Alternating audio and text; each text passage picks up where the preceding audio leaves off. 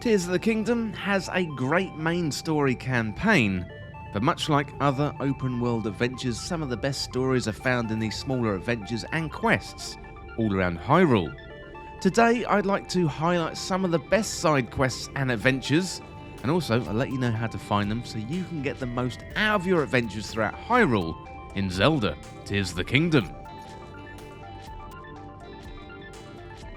Without further delay, let's dive into some of the best side adventures and side quests in the game, and we're going to start with one of my absolute favourites. This is the AllClucking Cuckoo.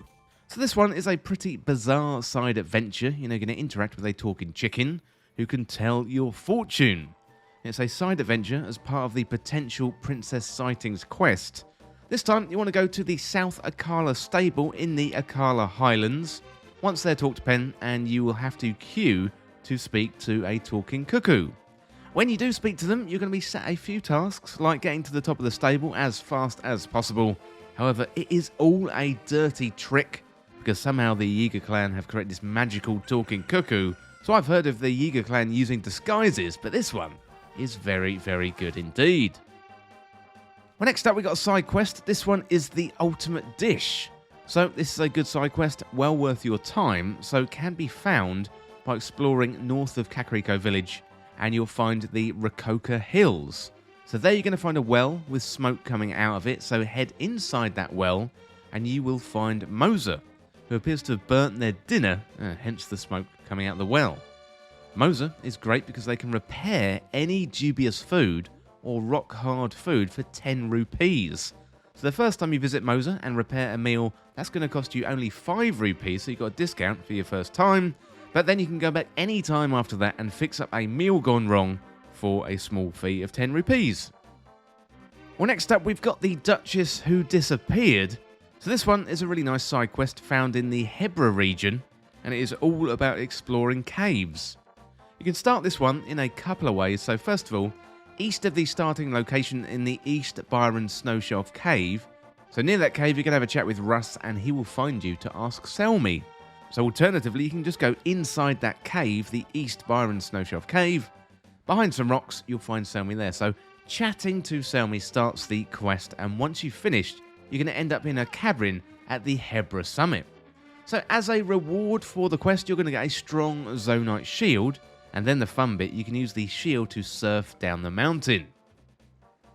Well, next up, we've got the hidden treasure of Lizard Lake. This one is really good because you're going to get a very useful item at the end, plus it's a nice callback to Breath of the Wild. So Yunobo and Bludo are having a chat in the middle of Goron City, and they reveal a hidden treasure is in the middle of the Lizard Lakes. So check out your map. You need to make your way to the lizard near the cliff towards the south, and just about in the middle of the two lizards' heads, that is where you want to go, and that is where you're going to find the rocks. So make your way there, and behind the breakable rocks, you're going to find the Var Rudania Divine Helm. This is really, really good. It offers fire protection against volcanic heat, and also an upgrade to Yunobo's spirit when you take it to the Great Fairy. Well, next up we got presenting the Travel Medallion. So this is one of the most useful side adventures or side quests in the game. So to get access to the Travel Medallion, and I really, really recommend it, has saved my bacon on a few occasions. You want to upgrade your Pura Pad for the advanced features, and that is of course given to you by Robbie. You need to finish up a couple of quests early in the game to get access to that, and that includes finishing camera work in the depths and a mystery in the depths as well. So finish both of those quests, and you can do that by speaking to Robbie and Joshua in Lookout Landing and following the simple steps. So make your way to Hateno Village from Lookout Landing, have a chat with Robbie there. He'll explain the advanced features that are available for the Pura Pad. So then to get the Travel Medallion, he sends you off to the Akala Ancient Tech Lab in Akala, and that is at the northeastern part of Hyrule. The Travel Medallion is excellent because it can open up to 3 travel points, but you do need to upgrade it by opening up all the Skyview towers to have the Travel Medallion at its full potential. So once you make your way to the Akala region, you have to fight some Yiga clan to get in there. Once you get in there, pick up the Travel Medallion, take it back to the Hateno Research Lab, have a chat with Robbie, and he'll say, well, it can be upgraded. And you need 10 map locations for a second travel gate, 15 for a third, and to upgrade it, simply visit the Skyview Towers in Hyrule and unlock them. Well, the Travel Medallion is one of the most useful items in Hyrule, so if you haven't got it, I definitely recommend you get it, and of course that side adventure and that side quest is really good too. Well, next up we've got the Legacy of the Rito, and this is the key side adventure or side quest to get a very exclusive weapon in the game. One caveat with this one is that you need to have completed the Rito part of the Regional Phenomena quest. So once you finish that, you want to explore Rito Village and its surroundings, and you want to have a chat with Teba at the top of Rito Village, and he's going to ask you to gather 3 diamonds, a swallow bow, and 5 bundles of wood. If you're looking for a swallow bow, you can always go to the flying range, and that is just north of Rito Village.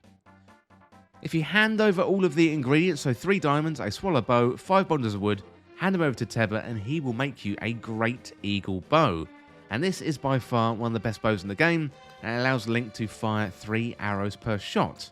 The great thing about this though, is if you need a new Great Eagle Bow, you can always go back to Rito Village, speak to Teba, and he'll craft you a new one if you give him all the ingredients.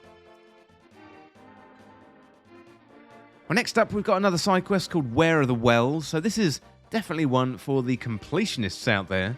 There's 58 wells across Hyrule offering access to underground caves of varying sizes. So you can find this side adventure at Lookout Landing. You'll find Farah down a well, and she is tracking all the well locations in Hyrule, and for everyone that you find, Farah is going to give you 10 rupees, and that is a really nice little incentive to find all the wells. Well, next up we got the Mother Goddess statue. So this one offers simply one of the best rewards in the game, but you do have to do some work for it, because this is the 4th in a series of quests. So you've got 3 goddess statues around the Hyrule map, each one representing power, courage, and wisdom of the Triforce. Each goddess statue has a quest attached to it, and by completing the 3 quests, you unlock the Mother Goddess statue quest.